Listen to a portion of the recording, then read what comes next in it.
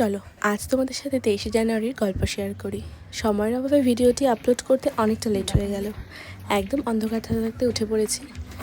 এখন যাচ্ছি ব্রাইডকে বৃদ্ধির লোকে সাজাতে। আর সেদিন ছিল সরস্বতী পুজো, তো যেতে যেতেই মা সরস্বতীর সাথে দেখা হয়ে গেল। তারপরে চলে গেলাম একদম ব্রাইডের বাড়িতে।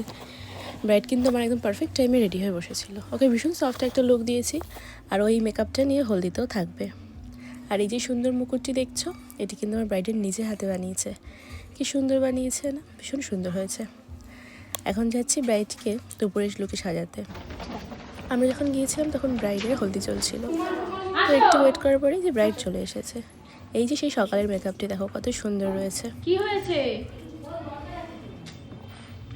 দিশা পুরো স্ট্রিক্টলি বলে আসবি, কেউ যেন কোনো ডিস্টার্ব না করে।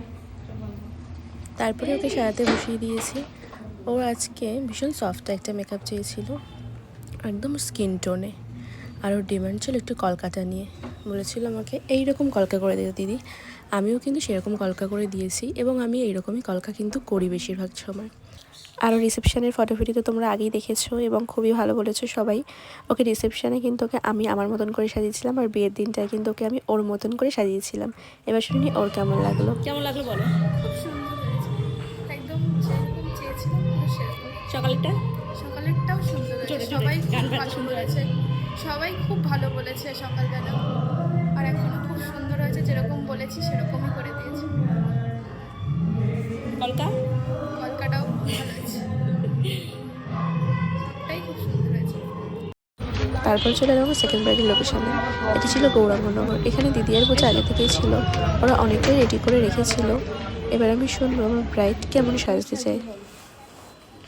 তোমার যেমন ইচ্ছে তেমন একটা সাজিয়ে, কিন্তু লুকটা যেন ভালো লাগে। হেয়ার যেটা আছে একটু আমি চাই হালকা, হ্যাঁ একটু হালকা ফুলে থাকে, হালকা একটু ছাড়লে ভালো লাগবে, তাই না? হালকা ফোলা, আচ্ছা বেশি ভালো লাগবে। কাজল না কাজল করবে, কাজল করলে ভালো লাগে। লিপস্টিক নিউড না রেড? নিউড। নিউড বলতে ব্রাউন? কোনটা ভালো লাগবে? রেড। আচ্ছা পুরো লুকটা কমপ্লিট করবেন, লিপস্টিকটা করে দিচ্ছি। আর ফেসে স্কিন টোনে রাখবো নাকি একটু আপ করবো? একদম স্কিন টোনে রাখতে হবে না অ্যাকচুয়ালি। আমার না আর তুমি অনেক শ্যুট করেছো, ওই জন্য কিন্তু মুখটা এরকম হয়ে গেছে। আর হলুদটা প্রচুর পরিমাণে বারণ করার পর মাখিয়ে দিয়েছে। তাহলে যে আমার স্কিন টোনের কিন্তু আলাদা রং আছে, আর এটা এমনি কেমন একটা হয়ে গেছে। সেই সাথে তুমি একটু ব্রাইট করেই করো। আচ্ছা ঠিক আছে। তোমরা শুনলেই সবাই ও কীরকম সাজতে চায়, আমি সেরকমভাবে সাজানোর চেষ্টা করেছি। ওর একটু লিপস্টিকের প্রবলেম ছিল, বুঝতে পারছিল না ও নিউড পরবে না রেড পরবে, কী পরবে বুঝতে পারছিল না। আমরা সেরকম প্রথমে ওকে নিউড লিপস্টিক পরিয়েছিলাম। আমাদের ভালোই লেগেছিল, কিন্তু ওর খুব একটা পছন্দ হয়নি। তো আমি বলেছিলাম যে তোমার যদি পছন্দ না হয় অবশ্যই আমরা চেঞ্জ করে দেবো, কোনো প্রবলেম নেই। তারপরে চেঞ্জ করিয়ে দিয়ে ওকে রেড লিপস্টিকটাই পরালাম। রেড লিপস্টিকটা পরে ওকে খুব সুন্দর লাগছিল। আর এটা ওর ফাইনাল লুক। তো অবশ্যই জানি আমার ব্রাইডটি কেমন লাগছে। এরপর আমরা বাড়ি যাওয়ার উদ্দেশ্যে। টাটা সবাইকে।